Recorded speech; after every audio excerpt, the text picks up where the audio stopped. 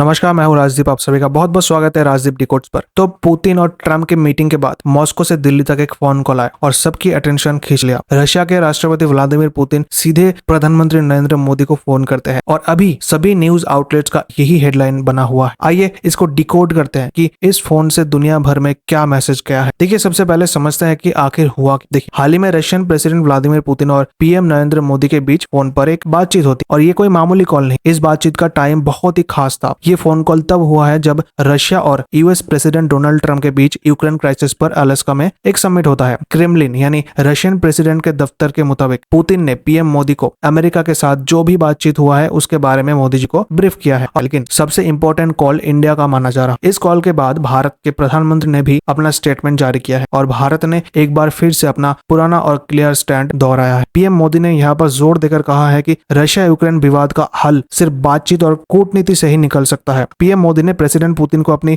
वो बातचीत भी याद दिलाया जो उन्होंने सबके सामने कही कि आज का युग युद्ध का नहीं। भारत ने यहाँ फिर से क्लियर कर दिया है कि भारत शांति के लिए होने वाली किसी भी कोशिश में मदद करने को तैयार है। यह भारत की तरफ से एक बड़ा और स्पष्ट मैसेज था जो सिर्फ मॉस्को नहीं बल्कि पूरी दुनिया के लिए और खासकर ट्रम्प के लिए था। इस फोन कॉल की इंपॉर्टेंस समझने के लिए हमें पहले इस वार में भारत के स्टैंड को समझना होगा। जब से ये जंग शुरू हुआ है तब से भारत ने एक अपनी इंडिपेंडेंट फॉरेन पॉलिसी अपनाई। एक तरफ यूएन में रशिया के खिलाफ आए प्रपोजल्स पर भारत ने डिस्टेंस बनाकर रखा है तो दूसरी तरफ भारत ने कभी भी इस जंग का समर्थन नहीं किया है। पीएम मोदी ने वर्ल्ड स्टेज से लेकर पर्सनल बातचीत तक दोनों देशों से वायलेंस रोकने और टॉक टेबल पर बैठने के लिए बोला है, अपील किया है। भारत का ये रुख भारत की स्ट्रेटेजिक स्वतंत्रता यानी अपने फैसले खुद लेने की पॉलिसी को दिखाता है। और आप देखोगे भारत जो बहुत पहले से कहता आ रहा है कि अगर युद्ध को खत्म करना है, अगर रशिया यूक्रेन कॉन्फ्लिक्ट को खत्म करना है तो दोनों लीडर्स को टेबल पर आके बातचीत करना होगा। अब धीरे धीरे यही हो रहा। जबकि आप पहले देखोगे तो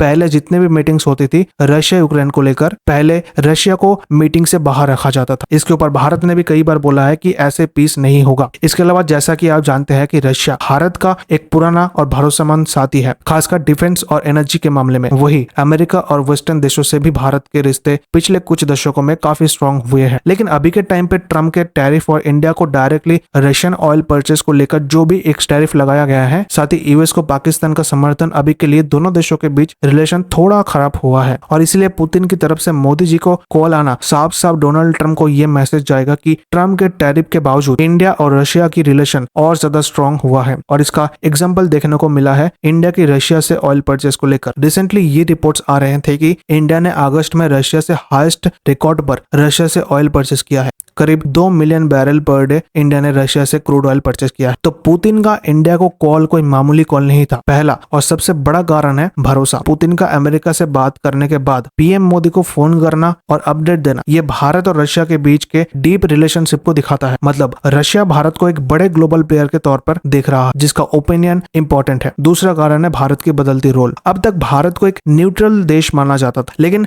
ये कॉल इशारा करती है कि भारत अब शांति बनवाने में एक एक्टिव रोल प्ले कर सकता है। तीसरा कारण है वर्ल्ड पावर बैलेंस का बदलना। दुनिया अब सिर्फ एक देश के इशारे पर नहीं चलती। भारत जैसे इमर्जिंग पावर्स अपनी जगह बना रही है। G20 की प्रेसिडेंसी और सबसे बड़ी पॉपुलेशन के साथ भारत की आवाज इग्नोर नहीं किया जा सकता। इसके अलावा इंडिया एक डेमोक्रेटिक पावर भी है, साथ ही ब्रिक्स का लीडर भी है भारत और यूएस के क्वाड ग्रुप का मेंबर भी है भारत। पुतिन ने मोदी को पर्सनली ब्रीफ करके दिखाया है कि इंडिया की इंपॉर्टेंस रशिया के लिए आज भी टॉप लेवल पर है। बाकी इस डिप्लोमेटिक हलचल के बीच ग्राउंड पर हालत अब भी सीरियस है। रशिया का यूक्रेन के लगभग 70 to 20% टेरिटोरी पर कंट्रोल है, जिसमें क्रीमिया, डोनबास, खेरसोन और ज़ैपोरिज़िया के बड़े एरिया शामिल है। ये नंबर्स बैटलफील्ड के हिसाब से चेंज होते रहते हैं। खार्किव के अलावा कई अन्य रीजन्स में भी अभी तक फाइटिंग चल रहा है। तो ट्रम्प भी चाहेंगे कि जितना जल्दी हो सके इस कॉन्फ्लिक्ट को सुलझा दिया जाए और इसमें इंडिया का भी क्रिटिकल भूमिका रहेगा। तो इससे आप समझ चुके होंगे पुतिन का पीएम मोदी को ये फोन सिर्फ दो लीडर्स की बातचीत नहीं है, ये आज की बदलती दुनिया का रियलिटी है। ये प्रूफ है कि भारत अब सिर्फ इकोनॉमिक पावर नहीं बल्कि एक ग्लोबल पावर बन चुका है जिसका आवाज दुनिया सुन रही। भारत ने वॉर की शुरुआत से समझदार और बैलेंस स्टैंड रखा। भारत ना अपने पुराने फ्रेंड रशिया को छोड़ेगा, ना ही पीस और इंटरनेशनल लॉ के प्रिंसिपल्स को कॉम्प्रोमाइज करेगा। भारत की ये युग युद्ध का नहीं है। ये वाली लाइन आज भी उतनी ही रेलिवेंट है जितनी पहले दिन। इसके ऊपर आपका क्या सोच है, आपका क्या ओपिनियन है, कमेंट सेक्शन में जरूर बताइए। धन्यवाद। Thank you for watching this video. Stay happy and stay positive.